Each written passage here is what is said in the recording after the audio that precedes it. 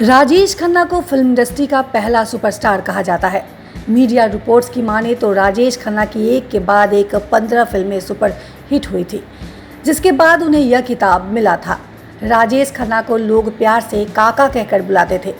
राजेश खन्ना को लेकर एक कहावत काफ़ी चर्चित थी कि ऊपर आका नीचे काका। असल में राजेश खन्ना की पॉपुलैरिटी एक समय चरम हुआ करती थी और उन्हें लेकर फैंस के बीच भी गजब का उत्साह रहता था। कहते हैं कि राजेश खन्ना के लिए उनकी फीमेल फैंस इस कदर दीवानी थी कि जिस रास्ते से एक्टर की कार निकलती थी उस रास्ते ही धूल से वो अपनी मांग भर लिया करती थी। वहीं राजेश खन्ना की कार को भी उनकी फीमेल फैंस छूम कर लाल कर दिया करती थी। बहरहाल आज हम आपको राजेश खन्ना की लाइफ से जुड़ा एक ऐसा ही किस्सा सुनाने जा रहे हैं जिसकी एक समय खूब चर्चा हुई थी। मीडिया रिपोर्ट्स की माने तो एक बार राजेश खन्ना की तेज बुखार के चलते तबीयत खराब हो गई थी और उन्हें अस्पताल में भर्ती होना पड़ा था।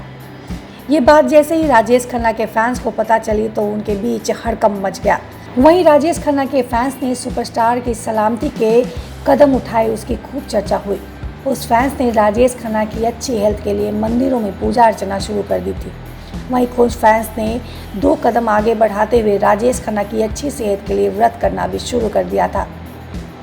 इस बीच सबसे ज़्यादा ध्यान खींचा था कुछ ऐसे फैंस ने जिन्होंने राजेश खन्ना के पोस्टर पर ठंडे पानी की पट्टियां रखना शुरू कर दिया था।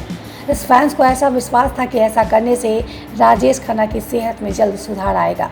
आपको बता दें कि साल 2012 में कैंसर से लड़ते हुए राजेश खन्ना का निधन हो गया था।